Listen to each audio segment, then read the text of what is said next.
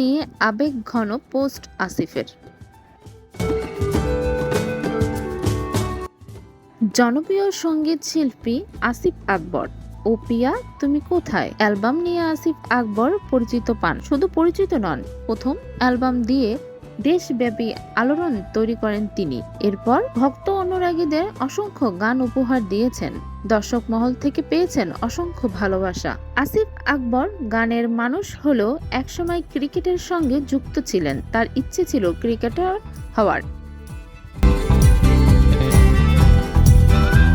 সম্প্রতি সামাজিক যোগাযোগ মাধ্যমে ক্রিকেট নিয়ে এক আবেগঘন পোস্ট দিয়েছেন, উল্লেখ করেছেন অতীতের স্মৃতি। সামাজিক যোগাযোগ মাধ্যমে পোস্ট দিয়ে আসিফ আকবর লিখেছেন, ক্রিকেটার হওয়ার স্বপ্নে বিভোর ছিলাম কৈশোরের উজ্জ্বল সময়টায়। এসএসসি পরীক্ষায় সময় ঢাকা লিগে অভিষেক হয়ে যেত, বাধা হয়ে দাঁড়ালো বোর্ড পরীক্ষা।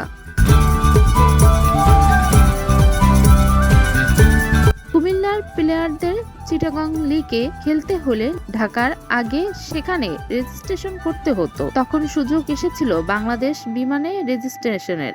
তার কথায় এভাবে গেল আরো একটি বছর। সফলতার সাথে চিটাগং লিগ খেললাম বার্ডস শিপিং কর্পোরেশনে। 91/92 সেকশনে এসে আবার খড়ক নেমে এলো এসএসসি পরীক্ষার।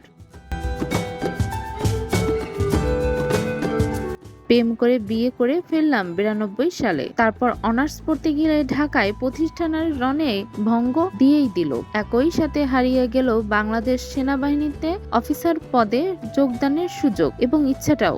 এরপর বললেন, পড়াশোনা, সংসার, সন্তান আর প্রতিষ্ঠা হবার সংগ্রামে কেটে গেল আরো বেশ কিছু বছর।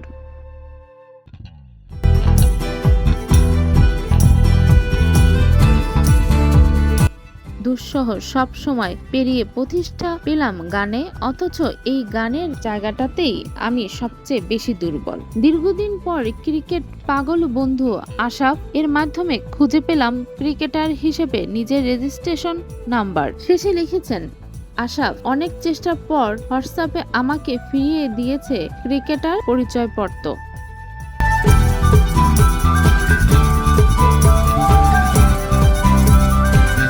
কৈশোরের ক্রিকেটার হওয়ার স্বপ্ন বিলীন হয়ে গেলেও এই ছোট পরিচয়পত্রটি আবেগ করেছে আমায়। মনে হলো বিশ্বের শ্রেষ্ঠ স্বীকৃতি এখন আমার দখলে। বাংলাদেশ ক্রিকেটে আমার আইডি নম্বর 3389। ভাই বন্ধু আশরাফের প্রতি অসীম কৃতজ্ঞতা। ক্রিকেট নিয়ে দীর্ঘ আড্ডায় আমাদের ছবি তোলা হয়নি, ভালোবাসা অবিরাম।